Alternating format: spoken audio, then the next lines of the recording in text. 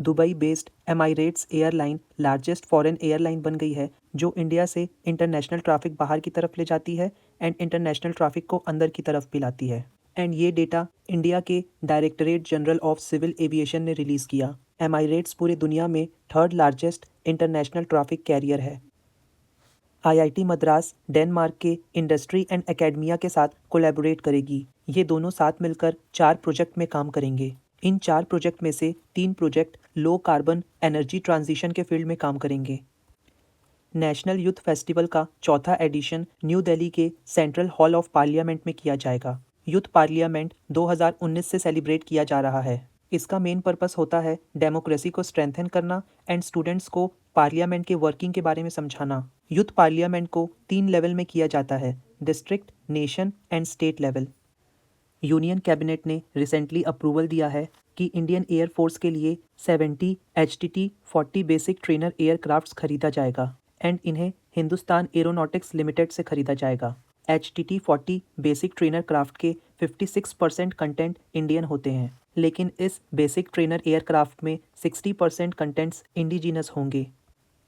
जन औषधि जन चेतन अभियान को सेलिब्रेट करने के लिए chemical and fertiliser minister doctor Mansukh Mandaviya ने जन औषधि रथ को दिल्ली से रवाना किया। गवर्नमेंट का टारगेट है कि वो प्रधानमंत्री भारतीय जन औषधि केंद्र की संख्या को बढ़ाकर 10,000 ले जाएं। जन औषधि केंद्र में जो दवाइयाँ मिलती हैं वो ब्रांडेड दवाइयों से 50 से 90% लेस प्राइस में मिलती हैं। इंडियन एयरफोर्स जापान के एयर सेल्फ डिफेंस फोर्स के साथ मिलकर एक्सरसाइज शीन्यू मैत्री में पार्टिसिपेट करेगी। एक्सरसाइज शीन्यू मैत्री को Indo Japan joint army exercise Dharma Guardian के साइड लाइन में किया जाएगा।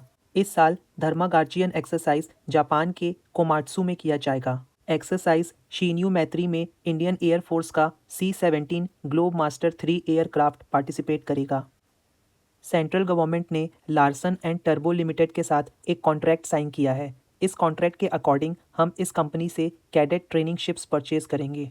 इन शिप्स की डिलीवरी 2026 तक की जाएगी। इन शिप्स को कैडेट ऑफिसर्स के ट्रेनिंग के लिए यूज़ किया जाएगा। बिहार के भोजपुर में 2 दिन का मिलेट महोत्सव ऑर्गेनाइज किया गया। इस इवेंट को union minister of food processing industries Pashupati Kumar Paras ने इनॉग्रेट किया।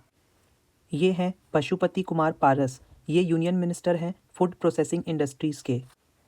NTPC national thermal power corporation, ये एक सेंट्रल पब्लिक सेक्टर अंडरटेकिंग है जो मिनिस्ट्री ऑफ पावर के अंडर काम करती है।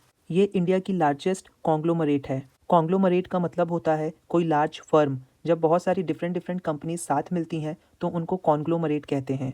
NTPC को 1975 में बनाया गया था। NTPC को 2010 में एक महारत्न कंपनी डिक्लेयर किया गया था। इसका हेडक्वार्टर आपको न्यू दिल्ली में देखने को मिलेगा। NTPC के चेयरमैन हैं गुरदीप सिंह। NTPC ने इंडिया का पहला एयर कूल्ड कंडेंसर इंस्टॉल किया है। ये कंडेंसर आपको झारखंड के North Karanpura super critical plant में देखने को मिलेगा। ये air cooled condenser almost 1/3 water footprint छोड़ती है as compare to conventional water cooled condenser. किसी भी चीज़ के प्रोडक्शन के लिए टोटल जितने वॉल्यूम वाटर का यूज़ किया जाता है उसे ही कहते हैं water footprint. North Karanpura plant total 1980 megawatt electricity produce करती है। इस प्लांट में 3 यूनिट हैं 660 मेगावाट के। बिम्स्टेक, बिम्स्टेक का फुल फॉर्म है Bay of Bengal initiative for multi sectoral technical and economic cooperation. ये एक मल्टीलेटरल रीजनल ऑर्गेनाइजेशन है जिसका मेन पर्पस है बे ऑफ बंगाल के आसपास जितने भी कंट्रीज़ हैं उन सभी कंट्रीज़ की ग्रोथ एंड उनके बीच कोऑपरेशन। बिम्स्टेक में टोटल 7 कंट्रीज़ हैं, Bangladesh, Sri Lanka, India, Nepal, Bhutan, Thailand and Myanmar. इसे 1997 में बैंकॉक डिक्लेरेशन के बाद बनाया गया था। इसका सेक्रेटेरिएट आपको बांग्लादेश के ढाका में देखने को मिलेगा। बिम्स्टेक एनर्जी सेंटर के गवर्निंग बोर्ड की पहली मीटिंग इंडिया होस्ट करेगी। इसे बेंगलुरु के शांगीला होटल में होस्ट किया जाएगा। इस मीटिंग के दौरान इंडिया का neighbourhood first and act east policy को हाईलाइट किया जाएगा। एशिया के लॉन्गेस्ट साइकिल रेस को जम्मू एंड कश्मीर के श्रीनगर से स्टार्ट किया गया। ये रेस 3000 किलोमीटर लंबी है एंड ये कन्याकुमारी में एंड होगी। इस रेस को अल्ट्रा साइकिलिंग एसोसिएशन ने एशियन अल्ट्रा साइकिलिंग चैंपियनशिप का स्टेटस दिया है। इसके पहले तक इंडिया में सिर्फ 1000 किलोमीटर लॉन्ग रेसेस ही होती थीं। आंध्र प्रदेश स्टेट गवर्नमेंट 2 दिन का ग्लोबल इन्वेस्टर समिट करेगी। ये विशाखापट्टनम में ऑर्गेनाइज किया जाएगा। इस समिट का इनॉग्रेशन आंध्र प्रदेश के चीफ मिनिस्टर वाई.एस. जगन मोहन रेड्डी करेंगे। नेशनल ह्यूमन राइट्स कमीशन 2 दिन का नेशनल कॉन्फ्रेंस ऑर्गेनाइज करने वाला है।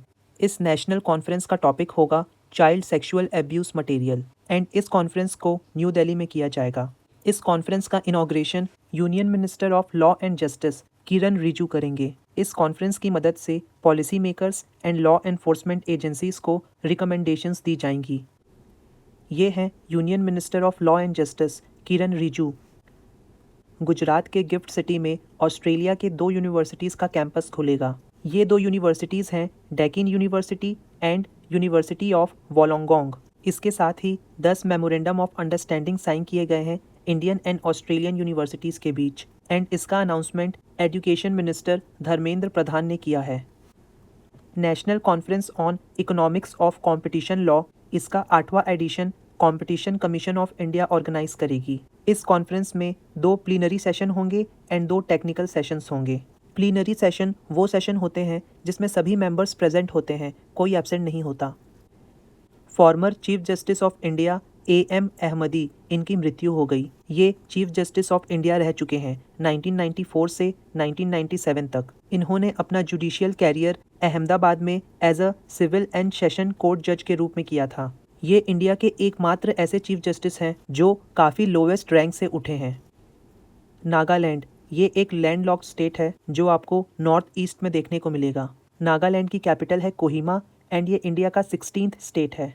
इसे 1963 में बनाया गया था। नागालैंड के चीफ मिनिस्टर है नेफ्यू रियो।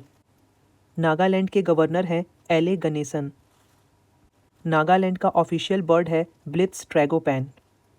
नागालैंड का ऑफिशियल फ्लावर है रोडोडेंड्रॉन आर्बोरियम।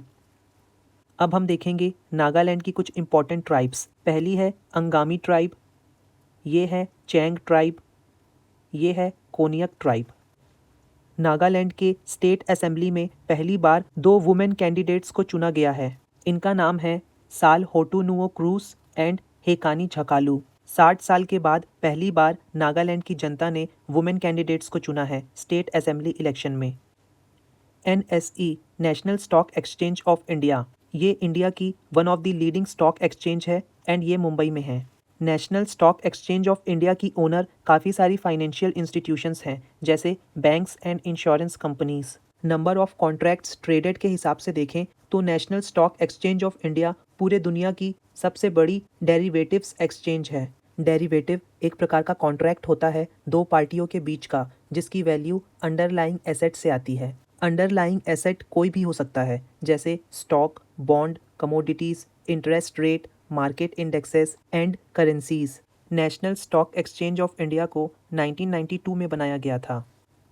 सेबी ने national stock exchange of India को परमिशन दे दिया है कि वो rupee denominated NYMEX, WTI crude oil and natural gas के फ्यूचर कॉन्ट्रैक्ट्स पे कमोडिटी डेरिवेटिव्स लॉन्च कर सकते हैं एंड ये ऐसे कॉन्ट्रैक्ट्स हैं जिन्हें पूरे दुनिया में सबसे ज़्यादा ट्रेड किया जाता है कमोडिटी डेरिवेटिव्स में। इसके साथ ही national stock exchange of India ने CME ग्रुप के साथ एक डेटा लाइसेंसिंग एग्रीमेंट भी किया है। यूनाइटेड अरब एमिरेट्स ने वर्ल्ड का पहला free zone digital and virtual asset companies को डेडिकेट किया है। गवर्नमेंट ऑफ रास अल खैमा जो कि यूनाइटेड अरब एमिरेट्स के 7 एमिरेट्स गवर्नमेंट में से एक है, ये रास अल खैमा डिजिटल एसेट ओएसिस स्टैब्लिश करने वाली है। ये अनाउंसमेंट ब्लॉकचेन लाइफ 2023 कॉन्फ्रेंस में किया गया। प्राइम मिनिस्टर नरेंद्र मोदी ने रायसीना डायलॉग का 8th एडिशन इनॉग्रेट किया न्यू दिल्ली में। इस रायसीना डायलॉग को 3 दिन तक किया गया। रायसीना डायलॉग इंडिया के जियोपॉलिटिक्स एंड जियो इकोनॉमिक्स से रिलेटेड है। इस रायसीना डायलॉग को मिनिस्ट्री ऑफ एक्सटर्नल अफेयर्स ने ऑब्जर्वर रिसर्च फाउंडेशन के साथ कोलैबोरेट करके ऑर्गेनाइज किया। इस रायसीना डायलॉग का थीम था provocation, uncertainty, turbulence, light house in the Tempest.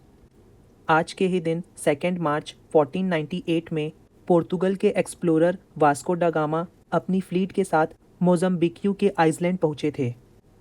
आज के ही दिन 2 मार्च 1956 को मोरक्को को फ्रांस से इंडिपेंडेंस मिला था। आज के ही दिन 2 मार्च 1995 में याहू सर्च इंजन कंपनी बना था। आज के ही दिन 2 मार्च 2009 में गिनी बिसा के प्रेसिडेंट जाओ बर्नार्डो विएरा को गवर्नमेंट सोल्जर्स ने मार दिया था। इस लेक्चर की PDF आप इस टेलीग्राम चैनल से डाउनलोड कर सकते हैं।